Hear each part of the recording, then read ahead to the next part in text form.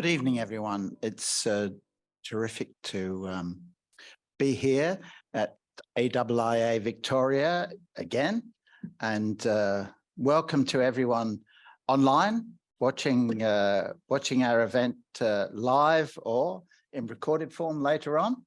So please enjoy the evening, and everyone here in the room. Thanks for coming. I'd like to start by acknowledging the traditional owners of the lands on which we meet and commend their leaders, past and present. We've got a fantastic event here. We've got this evening, this is Hong Kong Central tonight.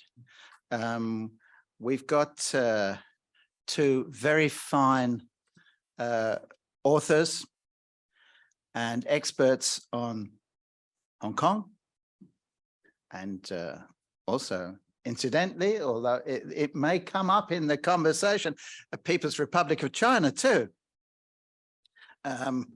We've got Dr. Kevin Carrico, whose book is going to be launched tonight, and we've got Dr. Louisa Lim, whose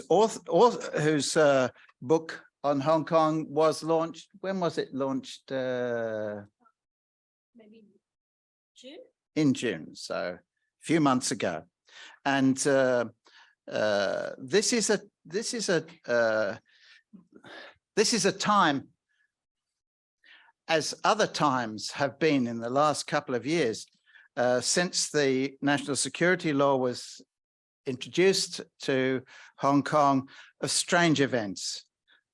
I've noticed in the last few days, for example, barrister Chow Hung Tung, woman who organized the regular peaceful vigils in Hong Kong to commemorate the Tiananmen massacre victims, being told by the principal magistrate of Hong Kong she was unable to use the word massacre or even killing in the court where she was being tried.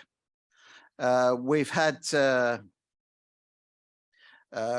woman who, Paula Leung, who waved a British colonial era flag to celebrate Hong Kong claiming an Olympic gold medal, being given a 3 months jail sentence. And we've seen in Xi Jinping's work report to the 20th Party Congress, his praise for the fact that Hong Kong is now governed by patriots.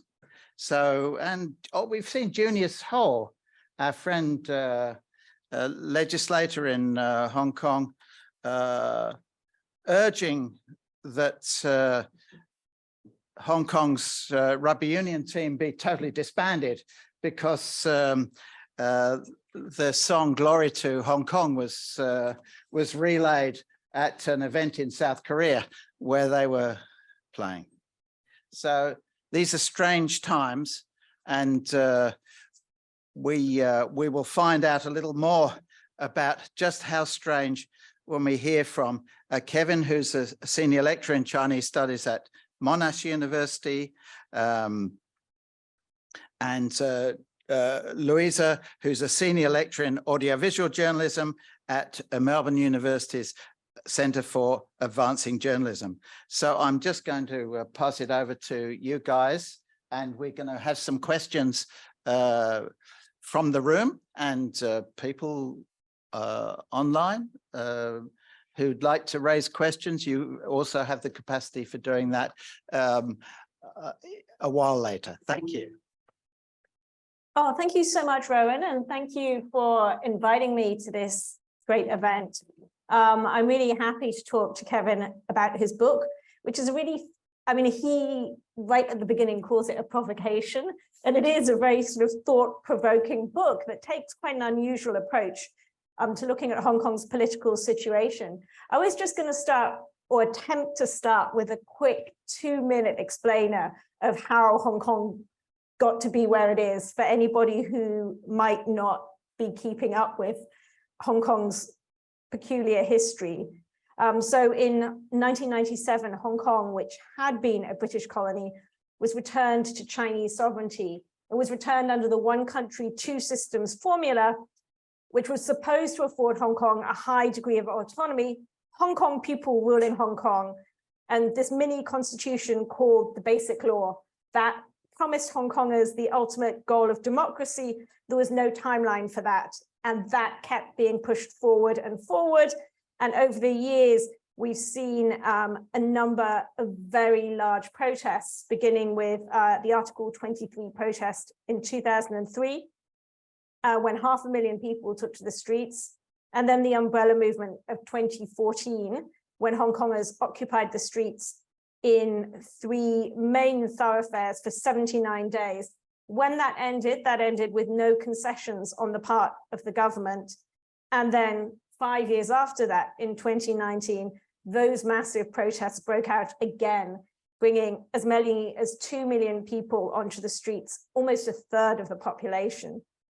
And Kevin's book is looking at, he calls it a nationalist guide to Hong Kong. It's looking at that more radical streak of Hong Kong politics, the nationalist movement, which really began around 2010 onwards and gathered force after the umbrella movement. And that's what we're going to talk about today. Even back then, it was risky to think about and to write about, and even more so today after the national security legislation has been imposed. I guess I'd like to, because we've both been writing books about Hong Kong for a very long time, and neither of us, I think, are very fast writers. Mine took 8 years, and I think Kevin's took a while too. And so I'd like to start by just starting with a reminiscence. One of the first scenes in your book, Kevin, was on June the 30th, at the 20th anniversary of Hong Kong's return to Chinese rule. And I remember meeting you the day before at a candlelit vigil in Hong Kong. We were both there reporting for our books. And we were chatting, and you said you were thinking about going to speak at an event for the Hong Kong National Party, which is the first party to advocate for independence in Hong Kong. Very, very radical party. And you asked me, did I think it was a good idea? And I said, no, it's a terrible idea. Are you crazy? And you went, oh, but that's my methodology. That's what I'm doing to study the nationalist movement. So, I mean, let's unpack that. What was your methodology? You know, as an anthropologist, how was that working out? Yeah. Well, as an anthropologist in my first book, I worked with the Han clothing movement, a sort of nationalist group in China, and spent a year sort of traveling around China, speaking with people, attending rituals, attending gatherings. Now, my research in Hong Kong was a bit different. I wasn't able to, immerse myself there for a year, right? But I did nevertheless have, I think, a real opportunity to exchange thoughts, exchange opinions with a real diversity of sort of thinkers and activists in the Hong Kong nationalist movement.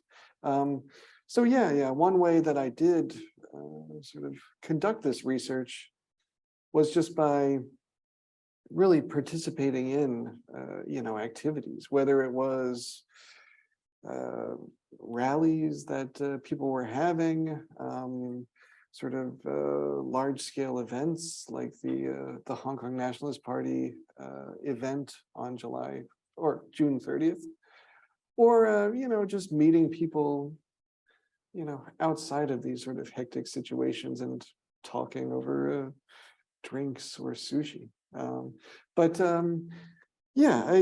I put a lot of thought into whether to attend the Hong Kong National Party gathering in 2017.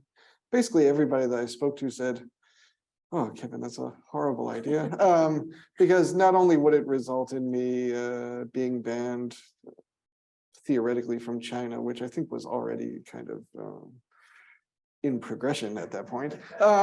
But also, of course, made things somewhat complicated in Hong Kong, of course. After that event was the first time that I landed coverage in Hong Kong's Beijing-owned media, Dagongbao, where I was described as a Tibetan separatist who had thrown himself into the mess of Hong Kong separatism. And as many of you know, of course, my interactions with Beijing-owned media in Hong Kong only escalated after that. Yeah, So. we can talk about that. Yes. But I mean, you did ignore all that advice from all the yes. people you asked who said that's a terrible idea. Yes. I mean, what did you learn, do you think, from embedding yourself in the nationalist movements in that kind of way? And I mean, you weren't just attending the rally, you were speaking at it on a stage. Yeah. And I mean, this book, I think, really charts kind of a transformation in my own thinking, right? Because when I first wrote about Hong Kong nationalism, I was sort of being very kind of reserved, very critical, and saying like, well, we need to be self-reflective and careful and all these things. But really, after spending time with these groups, I came to realize, as I argue at the beginning of the book, that really these thinkers are not only being provocative and radical, they're also really the only group of people who have any even remotely plausible framework for preserving Hong Kong's freedoms, right? So if we go back 10 years and look at what people were writing in the nationalist movement, what they were saying seemed almost outlandish, seemed just completely out of place, comparing Hong Kong to Tibet or things like that. But unfortunately, as we've seen things progress, unfortunately, many of their darkest prophecies have come true, right? And, nobody working in academia doing research on Hong Kong was predicting 10 years ago that we'd see sort of the Hong Kong that we see today. The only people who were predicting that, are the people that I describe in this book. And even as, their ideas are rendered, taboo and illegal, essentially in doing that, the authorities have only really proven their argument, which is that Hong Kong's rights and freedoms were always vulnerable and unable to be protected under Chinese rule. And I think it's a really interesting thing, this fact that this is actually the first book in English to write about nationalism and the pro-independence movement in Hong Kong. And it's always been this subject that in politics and in academia, scholars really look away from, and thinkers and politicians. I mean, even when I was researching my book and I found these interviews that went way back from the 1980s and 90s, and in the interview with Murray MacLehose, who is the long-term governor in the 1980s, when he was asked about independence, he said, that is a frightfully important case in which everybody, as it were, combined in a conspiracy of silence about something which they knew they couldn't do anything about. It just occurred to me that conspiracy of silence actually continued even after there was this really very active nationalist and pro-independence movement in Hong Kong. People really weren't talking about it. I mean, why do you think there was this conspiracy of silence? Well, that's a very good question. And this, brings to mind one time about, I guess it was about 4 or 5 years ago, I was in Hong Kong for an academic seminar. And another participant in the seminar was, a very well-known professor focused on democracy issues from the US. And when asked about independence, he simply said, it's impossible. it doesn't even bring any benefit to talk about it, doesn't bring any benefit to think about it, because once you think about it or talk about it, you're providing a pretext, right, for the CCP to essentially crush Hong Kong, crush its freedoms.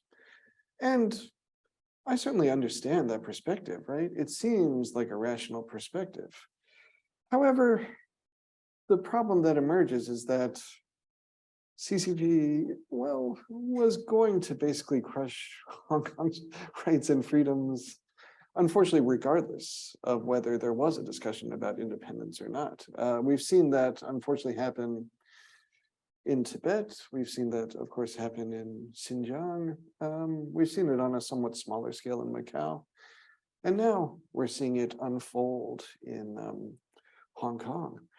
I think the conspiracy of silence is based in sort of a well-intentioned hope that by avoiding topics that seem to be crossing red lines, that one will then see sort of the CCP behave in a kind way, a humane way. And again, I think very well intentioned, but I think that it misses the reality of the CCP's focus on not only control, but also in sort of using the idea of China as sort of a diverse place, right, in order to enforce a sort of control and homogeneity, right? So there is sort of the promise of one country, two systems, which sounds very nice, sounds almost counterintuitive, but in its counterintuitiveness, it sounds like, oh, that's so inventive, it could almost work, right? But then in reality, when it comes to practice, the counterintuitiveness very much comes out in experience, and you find that, well, actually, this was all just sort of a large and elaborate facade, eventually leading towards the total PRCization of Hong Kong's very dynamic and really powerful civil society. Oh, what's really interesting, I mean, there's a lot of things that are interesting about Kevin's book, and it's actually very funny as well, which is unusual in a book which is so dense with thought. But some of the very interesting parts are those where you chart the evolution of nationalist thinking in Hong Kong, but even that in itself is quite tricky. I mean, I think we've interviewed many of the same people. And one particular character who comes to mind is Chin Wan, who wrote Hong Kong as a City-State in 2011, which was an incredibly influential book, but his ideas are quite off the wall and have developed over the years to be quite eccentric. You know, when I interviewed him, he spent quite a long time talking about how he should be able to carry out imperial rights. But you take his views quite seriously. I mean, talk about what we can learn from Chin Wan and what kind of influence he's had on Hong Kong sort of political fields generally. Yeah. I spend quite a lot of time talking about him and his work because, you know, even though I would say nowadays, particularly in sort of nationalist groups, Chin Wan is no longer a well-liked person. He has sort of changed his position so many times that people can no longer quite figure out where he stands on these things. But back in 2011, when he first wrote his book, Hong Kong as a City-State, I would say that he, you know, genuinely sort of transformed, you know, completely shifted political discourse in Hong Kong. And it was simply through the very simple, very straightforward claim that Hong Kong has a culture distinct from China, which I think in retrospect, 10 years later, seems very obvious. And that Hong Kong, well, this is where it gets a little more complicated, that Hong Kong has a sort of city-state culture which is descended from Western culture, and that city-states are essentially, how shall I say it, sort of small gathering points of global talents, right, that are sort of adjacent to or protected by sort of larger states. Now, I mentioned in the book that despite declaring that Hong Kong is a city-state, Chin doesn't quite explain how one might shift from Hong Kong as part of China to Hong Kong as a city-state. It just seemed to be a process where, in sort of recognizing how Hong Kong as a city-state, this would sort of come into being, right? Sort of, as I say in the book, sort of doing things with words, right? But in the years that followed, Chin wrote a series of city-state books, each somewhat more eccentric than the one that preceded it.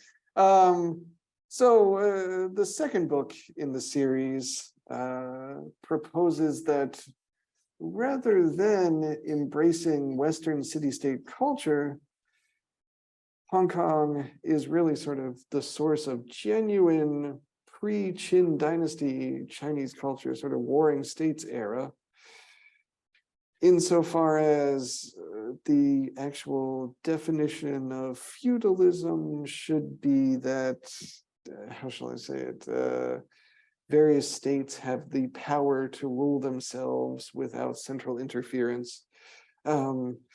It's a very, very confusing and complicated argument, but that is also when Qin started, how shall I say it, dressing up in Han clothing, doing sort of Confucian rites and rituals, and generally just sort of confusing everyone. But despite that sort of confusing element to his thought, I suppose I would sort of wrap up by saying that I think only somebody who is so unconventional and so unpredictable could kind of break out of that one country, two systems mindset, right? And put forward something that on the one hand seems obvious in retrospect, but on the other hand, at the time, was really groundbreaking. And, you know, as I argue, just completely changed sort of how people talk about Hong Kong identity and the city's relationship with China. And I mean, another thing that was interesting was the idea that those institutions that have been set up, like the legislature, were essentially a waste of time, that were just sort of sucking in people's energy, but would never actually achieve anything. I mean, how much sort of seriousness did you afford those kind of views? Well, you know, those kinds of views, I viewed them at first as quite pessimistic, right? Because, you know, for quite a long time, you know, Hong Kong had a legislative council that was relatively directly elected, you know, not fully, but, you know, relatively representative, right?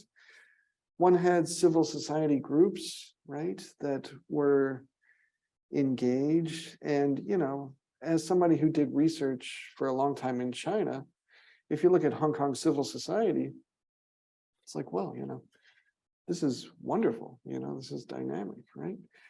But yeah. People in the nationalist movement started putting forward arguments that essentially all of these were kind of a waste of time, right? A waste of energy. A simulacrum almost. Yeah. Insofar as opposition became sort of ritualized, right? And people became focused on whether or not one could commemorate Tiananmen on an annual basis, rather than thinking about, you know, what are the many things that we cannot do, right? And one of those things was having a serious discussion about Hong Kong's future, you know, envisioning a path sort of distinct from one country, two systems. And as I said, you know, this sort of transformation led me away from being, the path of research led me away from being kind of skeptical about this pessimism to realizing that, oh, wow, actually, I think these people are, even if, Hong Kong independence is not a sort of plausible formula at the moment, these people are putting forward really groundbreaking, really dynamic arguments that are recognizing some of the, how shall I say it? I wouldn't say political traps, but sort of political blind spots, right, in activism in Hong Kong, and kind of breaking through those gaps in thinking. Yeah. I mean, in one way, those people, those independence activists and nationalists were they were exposed to those political traps much earlier than everybody else, because, right from the start, they were being excluded from the legislative elections. There were being new rules being made up to stop them from running. They were being followed by security services, and you were as well after your appearance on that stage on the 20th anniversary. I mean, tell us about that. How did you notice that you were being followed by the security services? And then your appearance in the newspapers and all of that. Yeah. I had many friends who had these experiences, right, of being followed. And I mean, when they told me about them, I would sort of feel kind of skeptical, like, oh, were they really being followed, or were they just sort of, misinterpreting things, being sort of paranoid? And then I unfortunately found myself thinking the exact same thing about myself when I was being followed, right? So yeah, I arrived in Hong Kong in, what was it, December of 2018, for a stay of about 2 weeks. And I took a long train ride, and noticed, someone looking at me. A woman, right? Yeah, a woman, right? And you suspected there was romantic interest? Well, yeah. As I joke in the book, I was a little chubbier then than I am now, and I was, as I mentioned, wearing Crocs and a T-shirt that said "I love Hawaii," that I had bought like a decade earlier, that no longer fit very well. So while she was looking at me, I could, various possibilities did flash through my mind, but I thought, well, I don't think this is a romantic moment. But she was wearing, of course, I was wearing a T-shirt. She was wearing a sweatshirt. I guess, I guess that testifies to the degree to which I sweat while in Hong Kong, even in December. But she was wearing an Oxford sweatshirt, and I had done a presentation on Hong Kong's National Education Center at Oxford a few years earlier. So I thought to myself, well, I don't know, maybe she saw me at Oxford and now she recognizes me. Anyway, I got off the train. I didn't think about it much. But then everywhere I went, this woman was behind me. And I thought, wow, this, I don't know, maybe we have the same taste, Going to Starbucks, she's there, But then it was when I went sort of to the downstairs area of the mall to visit the bathroom. And when I came out, she was waiting outside. That was when I realized, I thought, oh, okay. Even if we have the same interests, it's unlikely that we have simultaneous bathroom visits. So that was when it became very apparent to me that, okay, there's something going on. So I rode the escalator back up into the mall, and she followed me. And then I picked up my phone to sort of take a picture, right? And she was standing on the escalator and she literally turned 180 degrees and rode the escalator backwards. And so I was like, wow, that is not a very normal way to ride the escalator. So that was when it was apparent, you know, I'm not always too fast to figure things out, but at that point it was apparent beyond any doubt that something was going on. So then I, you know, walked through the mall with, you know, 1,000 thoughts racing through my head. Every time I turned around, you know, to walk back towards her, she would sort of disappear somewhere. I walked, you know, out of the mall, turned around, she was still there, right? And then I eventually got to sort of a large road with some bus stops and turned around and walked toward her. And that was when another lady walked out of nowhere and just sort of led her away down the road. So, yeah, that's a very long version. And how long after that was it that you featured on the pages Well, of yeah. the state-run newspaper? Yeah. So I went back to my hotel that night and, you know, called a few people and I said, gosh, this is so weird. You know, I don't know what's going on. And then there were moments, you know, over the coming week or two where I felt like, gosh, you know, maybe somebody's following me, but maybe I was just confused or something. And it was only when I got back to Sydney that a friend messaged me sort of a photo of that day's Wen Hui Bao. It was the day, you know, that I left and arrived back. And yeah, there I was in the headline. It said that Australian independence thinker comes to Hong Kong to spread poisonous, you know, independence thought. And I mean, in a way it's laughable, but it's also a red flag. You know, people who feature in that way with those terms, using those terms on pages of those state-run papers often find that they have charges laid against them. It's often quite a sort of terrifying thing to happen.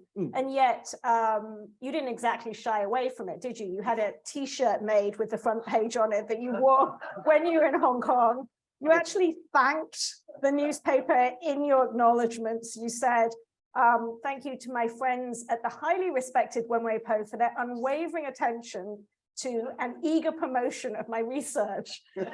I mean, why did you take that kind of approach? well, yeah. I didn't want, I felt that it would be sending the wrong message if I sort of just stepped back, right?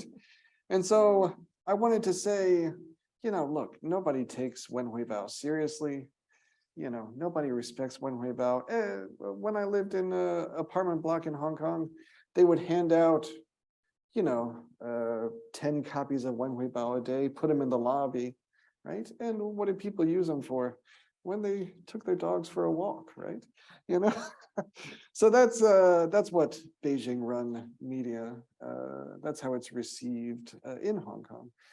Now, the great thing about the city, right, was that I could have a laugh about Wen Hui Bao. I could make fun of them. And despite, you know, fears about possibly being denied entry, the next time that I visited,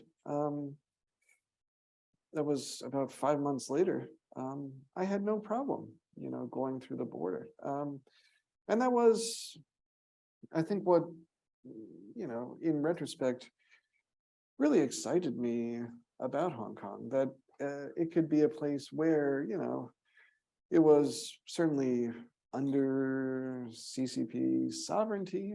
It was part of China, right? But it was also truly different, you know? It was a place where people could make fun of those in power, a place where people could be provocative, be combative, and, you know, even just have a little fun, right? At the expense of the authorities. Yeah, but all of that has changed now. Yeah. I mean, the national security legislation was imposed in 2020. Since then, we've seen 1,193 political prisoners, according to the Hong Kong Democracy Council. 213 people charged under national security legislation. The legislature has totally changed, patriots only. 47 Democrats in jail for holding a political poll under subversion charges. Civil society is gutted, newspapers shut down, schools and universities syllabi have been rewritten. I mean, one of the things I found interesting about your book was you were reading not just the nationalists, but also the official Chinese scholars writing on Hong Kong. How much did they foretell that that was going to happen? Yeah. Indeed, I would say that not only were nationalists very sort of prophetic, right, in telling us that this crackdown was coming. If one takes the time to read the mountains of not particularly thoughtful official academic work coming out of China on Hong Kong and Hong Kong independence, one can see, various kind of hints of what was coming, right? There is talk about using Annex 3 to implement a national security law. Which is what they did. Yeah.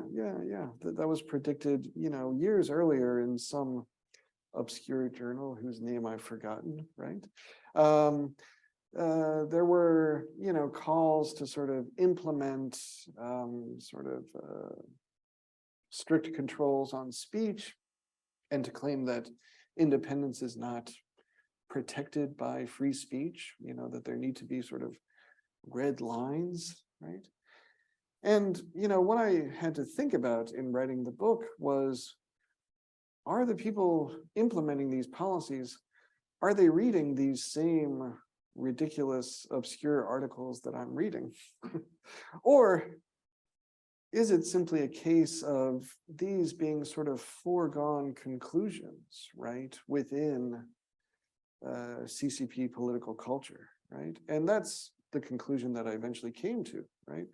Which is essentially that these papers arguing for a national security law, arguing for, Article 23 legislation, it's not so much that Xi Jinping and other leaders are reading these and thinking like, oh, these are great ideas, but rather that essentially solutions are so constrained, right, within the PRC system that essentially these are the only solutions that could be put forward, right?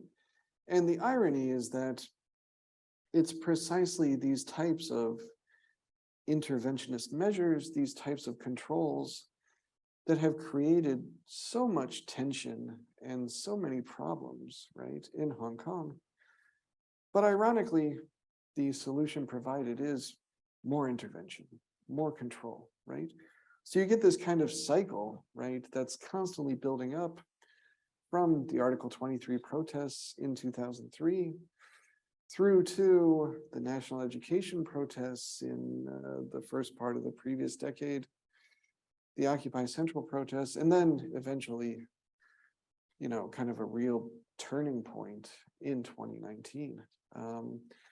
And that cycle came to a very, very tragic conclusion with the national security law, which has, completely transformed and destroyed the city's political and legal cultures, as well as just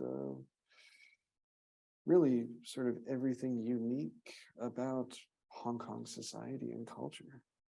And it also has made Hong Kong very difficult to write about and to study. Maybe we can get into that in questions. I want to leave time for people to ask questions, but I will ask you one final question.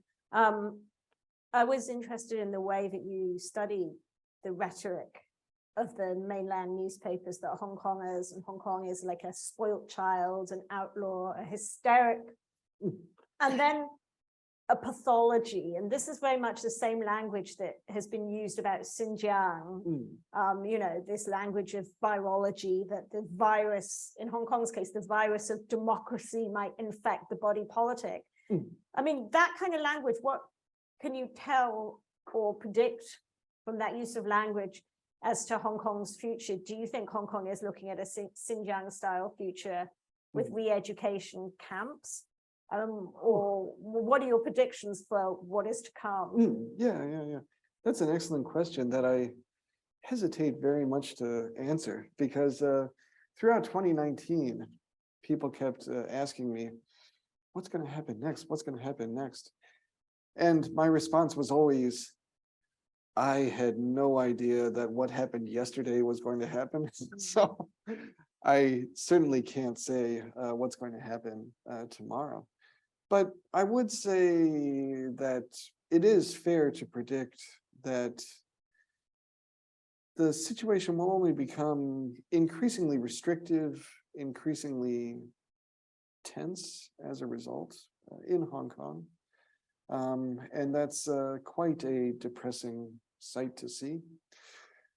But I think thinking more long term, right, we can take comfort in the fact that knowing that these types of political situations, these types of governments don't last forever, right? If we look at sort of the history of extremely controlling, extremely restrictive authoritarian governments, eventually, you know, they collapse under their own weight and their own sort of self-referential politics leading toward mistakes. So in that sense, while the short term may not look very positive, I do think that there's still a lot of hope for the future in the long term. Thanks very much. That's a very bright note. So I'm so happy to hear that, Kevin. Wow. Yeah, after, you know, the Party Congress and your two wonderful books, it's kind of great to hear this. So we're now into questions from the floor here, first of all. Any, please, who's got a question? We've got a microphone here. If you'd like to identify yourself, if you have a question.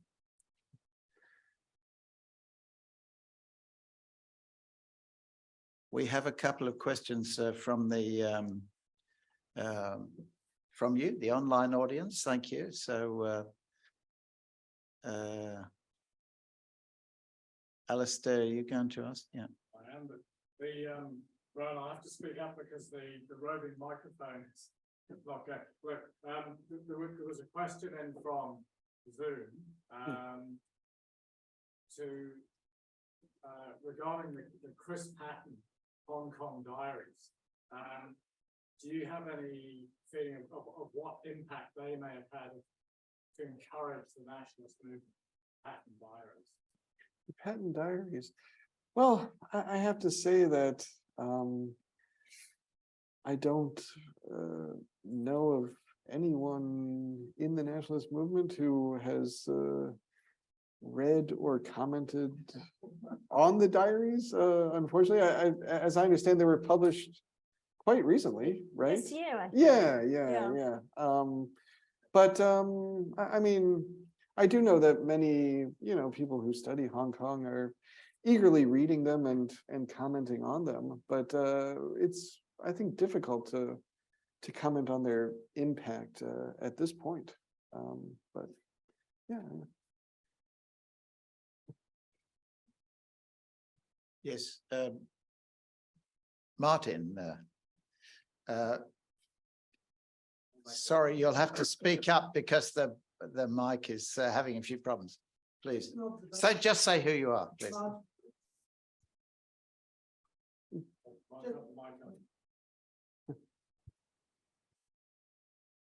Just an observation. In the early days of the demonstrations, I would say that the independence movement was such an infinitesimally small part of the fantastic variety of things. You had long hair with with his Che Guevara shirt, barking for hours and hours at any one of these demonstrations. Deeply loved. You had the Falun Gong marching bands banging their drums and blowing their trombones, and Christian groups, all sorts of groups. And the sole, maybe 3 or 4 people who were waving independence flags were noted with wry amusement, but they were never really a significant part of these enormous demonstrations. And yet that was what China chose to object to. And I think the turning point was when one of the leaders, I can't remember his name, spoke at the FCC, the Foreign Correspondents Club, and he was the most mild-mannered, gentle person who just spoke about, well, you know, independence would be nice. And the Chinese government went completely berserk. So they zeroed in splittist independence nastiness as the major theme of why Hong Kong needed to be dealt with. Do you want to Oh, first? yeah. The leader who you're mentioning is Andy Chan. Yeah. Who is indeed, you know, a very mild-mannered, calm, quiet person, right? And I suppose that my sort of comment on this would be that, you know, independence advocates were, you know, originally a very small group, but they were also a very closely targeted group, right? And many other sort of activists, I think, sort of looked away, right, while the government sort of targeted these groups and said, well, you know, they're promoting independence, so, you know, let's not associate with them. But then, of course, the problem with that approach, as we've seen, is that the techniques that the government used to isolate, to ban, and to eventually imprison sort of independence advocates have unfortunately now been expanded to include everybody who doesn't just, you know, wear a Xi Jinping badge and, you know, recite the latest teachings from the great leader. So yeah. There's, I think that's one thing that really stood out to me, sort of the attempted distance from this small group, and the fact that those techniques are now unfortunately used against all groups. But yeah, Louise. I mean, I would say that it's true that the protests were very tightly focused on the extradition legislation in the beginning, but at the same time, right from the beginning, if you remember, there was this extensive postering everywhere. And one of the big slogans that was being used everywhere is Hong Kong is not China, which of course is a slogan that dates back to there was a booklet. The booklet Yeah, produced by HKU that CY Leung criticized way back in, what was it, 2012 or something? And it was criticized for being nationalist. So I think there was a nationalist stream, as I think thinkers were saying, it was almost like a nationalist movement that could not express nationalism openly.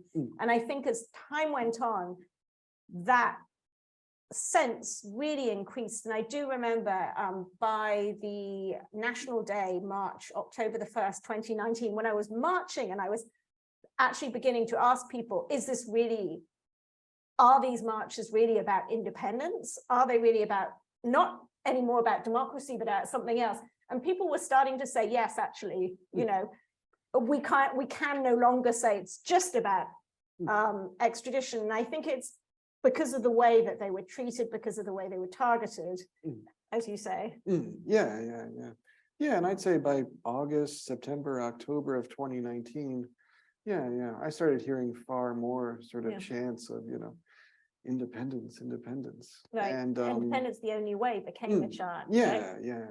And that was, I mean, you know, insofar as I mentioned in the book that, you know, on the one hand, independence is arguably impossible in the current environment.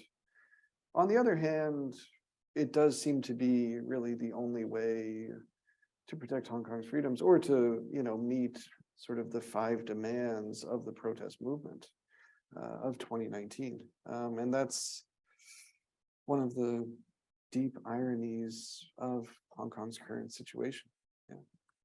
Was another. Thanks. We had another question. Yeah. Thank you. If you'd just like to say who you are, thanks. Oh, yeah. It's okay. Fair enough. Right. Thank you. Yes, I am a former resident of Hong Kong. I came to this country in Australia a year and a half ago. And before my questions, just a comment on the particular conspiracy of silence that was talked about during the speech. And also, how nationalists think. To start off, I hope I don't take too much of your time. But to start off, I just say that Hong Kong nationalism gets a lot of hate, or a lot of people draw a lot of similarities when they think nationalism. But when you think of it, I'm not a supporter of Chen Wan. And aside from Chen Wan and the many other streams of Hong Kong nationalism, I really see it as the only way of breaking from sort of ethno-nationalist sort of state of running things. Growing up in Hong Kong in primary school, in secondary school, all the way till I was 19, the only people that have ever told me to, adhere to one race and be proud of that race has only been China. Growing up, I've had people of all different backgrounds. Even here today, I've seen people bleed for the democracy of Hong Kong, for the independence of Hong Kong, and they aren't necessarily purebred Chinese, as China would like to, perpetuate that Hong Kong is. So I think that is really important when we talk about Hong Kong nationalism. And on the conspiracy of silence, I would just like to say that, well, it starts from a couple of other things. The first thing is that the Democratic Party of Hong Kong, which is the leading movement, the leading party of Hong Kong, supposedly in the democratic movement, has one line in the constitution, of their party constitution, that says Hong Kong must never be ceded away from China, and that Hong Kong must always be a part of China. A lot of these things are preconcepted. A lot of these things are solidified. And so it also informs the people of the country, or the people of Hong Kong, to not imagine more. And I think that is a very big problem, because you see police officers arresting protesters, and you see 47 of them get thrown into jail many more times. And I can't count how many more times. They are witch hunted by their own people, because some people fail to imagine. They see Hong Kong people waving independence flags and they yell nastiness. And then they decide to sell them off to the police, or go online and say that they are probably CCP spies. How many times has this happened? People like me, or me personally, we are grateful that Kevin, during times of low stride, was willing to stand out and then speak for the people that were being targeted. Because what we saw happened was that when people targeted independence activists, most of the city said nothing. And then they aimed for them, and then nobody was there to speak for them anymore. Edward Leung, Revolution of Our Times, the slogan that was echoed through Hong Kong streets. Edward Leung himself was denounced by many, many mainstream politicians and pro-Hong Kong politicians as well. People were mocking him. People were saying that he was dead. People were mocking that he was from a different background, all that. He was going through the street, he would get slews of hate. But then eventually they decided to put his face on a flag and then use his slogan as well.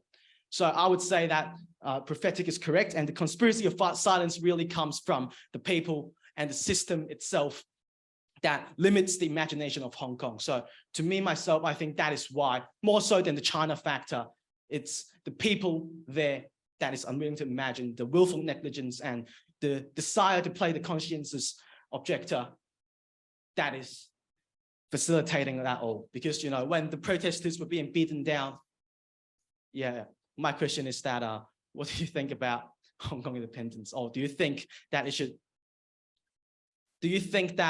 well, actually, sorry, I do have a question. I've read somewhere before that in the light of the comments that I made, it is possible for Hong Kong to be seen rather than from a Chinese perspective, but in a Southeast Asian perspective, or that possibly if it should become independent, that it could break away from the entire Sinosphere, or try to. What do you think about? There was a slogan of Hong Kong, wasn't there, promoting it as Asia's world city. Indeed. I mean, I think that although I mean, I try in this book to sort of challenge the easy assumption, you know, that Hong Kong independence is impossible, right? And I say that, you know, I mean, Hong Kong has, you know, its own culture, had its own government, you know. Now it's very clearly more of a sort of, I would say, occupation situation, has its own currency, you know, had its own legal system, which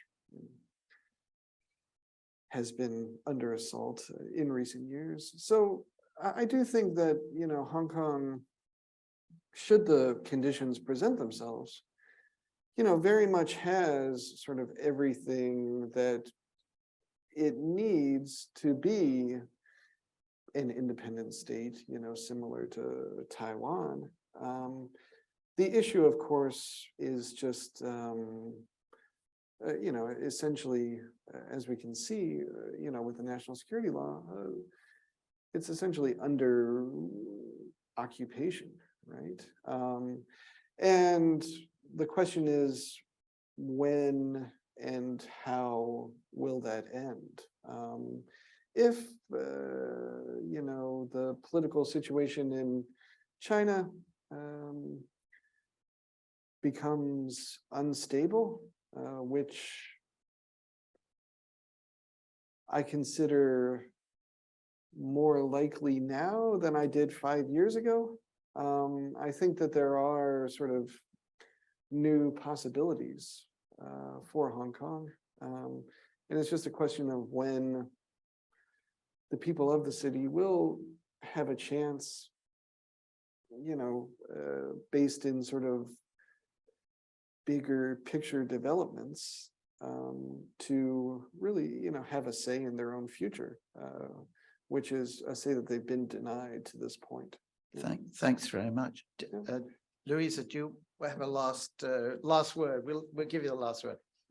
I haven't written so much about Hong Kong independence. What I have focused more on is how Hong Kong's story is told and who has told Hong Kong's story.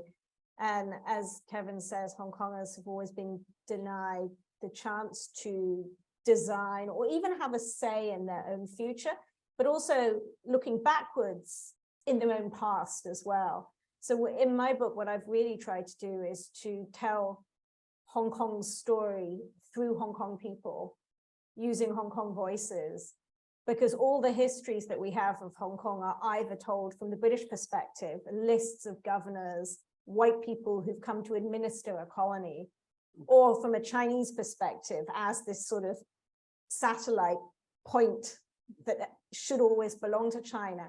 And I think that in the writing of Hong Kong, one thing that really has been lost has been how Hong Kongers, this, as you say, very particular and motivated and unique group of people have really, you know, built their own history, their own culture, their own myths, their own legends. So, you know, what I've done is try to concentrate on that. And it's not as political as, you know, saying that there could be independence, but I do think that in looking forward, it's also important to have a particular unique past that is a Hong Kong past and not a past dictated by other countries.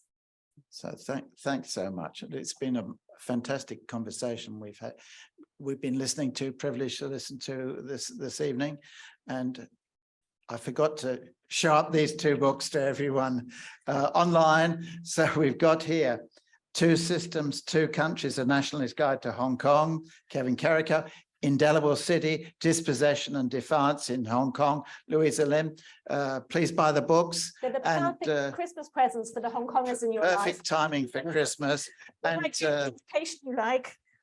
please think about the people in Hong Kong, talk about Hong Kong. Don't let it slip from your minds. The 47 people in jail, including a friend of mine, Claudia Moore, think of those people. It's a tragic situation for all of us who have really, really great love of the city of Hong Kong and its people. So thank you so much for being with us tonight, online in the flesh, and we'll see you next time.